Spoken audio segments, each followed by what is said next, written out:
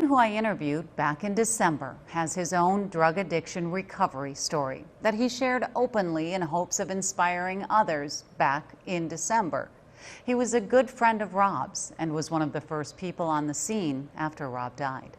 And tell me a little bit about Rob, because we are going to do a segment about him. Okay. Not just what happened and the fact that he died, but what he meant to people. What did he mean to you?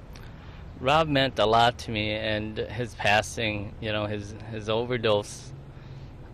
I guess the only silver lining I seen in that is that, and you know, in the AA program, they always talk about having it be a gift, you know, and his passing, his OD is a lesson. It's a harsh lesson for all of us, and I choose to look at it as a gift, you know, and I think he would appreciate that. You know, Rob's a good guy, and I miss him dearly. He was a great friend of mine. And you end up getting close to people in yeah, because absolutely. There's a trust level, and you keep coming back. How important support is. Touch on that. Right, and that was with me. Like, you absolutely need the support, and like Tim's big thing is, you know, like his the one thing that he always taught us right off the bat, like right at the beginning, is the opposite of addiction is connection. And so you got to be connected, and in order to get that support, you know, you have to be connected. You have to go to meetings, you have to reach out and talk,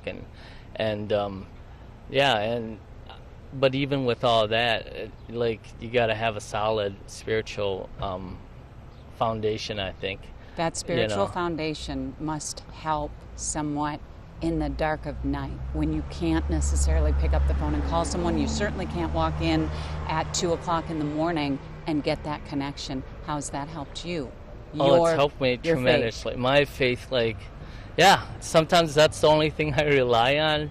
And, you know, we're taught, like, not to think so much, you know, during, you know, the start of our recovery, and just do, you know, and let it be, and let God do his work. And that's what I try to do. A lot of times I'm an overthinker. I overanalyze everything way too much, and I've learned that you just it's okay not to have answers, and it's okay to be not okay, you know, and that's where the faith comes in. And I've learned to form a relationship with God, and it's helped me tremendously. And through going to church, you know, and classes, and having treatment with Tim and Rob and everyone else, it's been an unbelievable, like, experience. And it has a huge profound, you know, like, impact on my life, you know. And that's why I'm you know,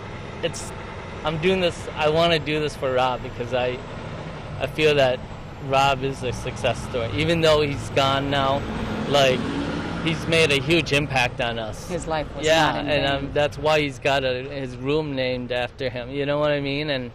And I know that he's helped me, because that's how I gauged my progress in my class. I was just trying to, you know, like, I used him as kind of like a measuring stick for myself, you know.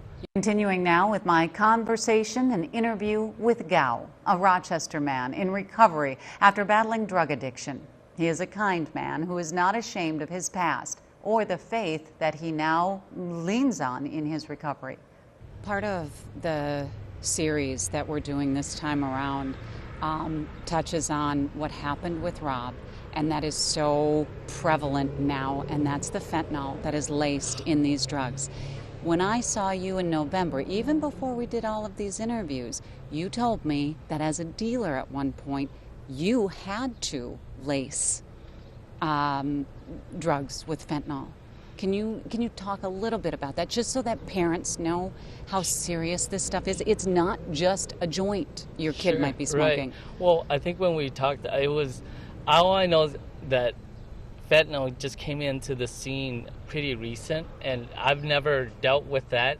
I'm not a heroin user or an opiates user, but I know that, and that's why I talked to you about, I mean, they're lacing it in everything, you know, and Are people who sell drugs forced to lace it?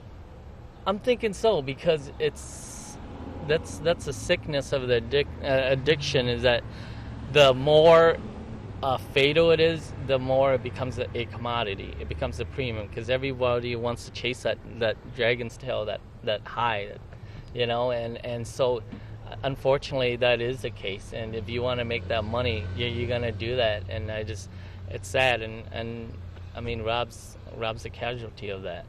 Yeah. Help me give hope to people. Help me talk to me as a mom. Got teenage boys. I worry about them constantly. There's stuff out there, but people don't have to live in fear. No. I think the biggest thing is to be able to be open and be able to talk about it. Why do you talk about it? I talk about it because it helps me to be accountable to myself, but then to others, because it is a recovery community. And we have to look out for each other.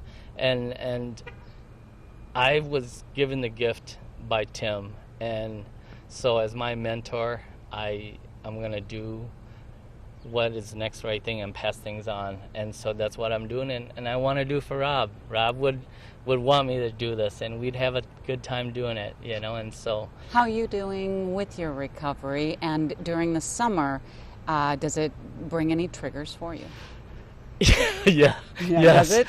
So I work a lot, and the days that are the hardest are the days when you put in 12 hours and you earn your pay, and you just want to go home and have a nice cold beer. That's my biggest trigger, but to tell you the truth, I was having a lot of struggle with it as of late, but again, like with Rob's passing, it's a gift, and so it really makes me, it really makes it a lot easier not to go and buy a pickpack. You find strength. Yeah, absolutely. It's not an odd way, but for people who don't understand addiction, especially family members who have someone who is addicted and they can't understand it. With Rob's passing, for you, you hold on to the fact that you can stay sober. Yes, yeah, and I want to do it in honor of him, because I know that he was doing so well. That's why it just floored us, and we were supposed to meet for this picnic for Teen Challenge, and he didn't show up, and we knew something was wrong, and it broke our heart, and I was privileged enough to be there when when that happened, I guess, and we were able to pray for him, and that was nice, and he's severely missed, for sure.